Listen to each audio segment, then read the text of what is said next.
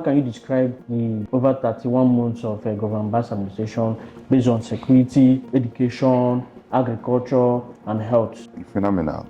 Governor Mbah, I say, is a magical governor. In all aspects of governance, I have given him kudos, good pass mark. But one thing people don't know is that he is just starting. Soup where go sweet for the smell. Where they come from the kitchen, now people they take no. Everybody knows say Peter Mbah they cook better soup. I will tell you. I know that the president is pushing for state police, and we have also seen Governor Mbah advocating for the state police in Nigeria.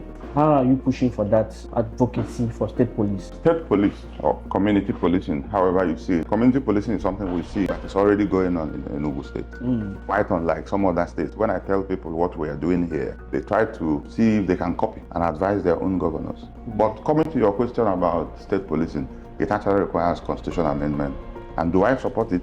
Yes, I support it. A lot of people say that governors are going to use state police as a tool, but nobody is a governor forever. Political offices are termed. So if you use state police to pursue political opponents, another person will come because you will not be governor forever. Yeah. So for me, I support state police. If you put state police on the table in the National Assembly and it goes into voting, it will pass. Two-thirds will carry it.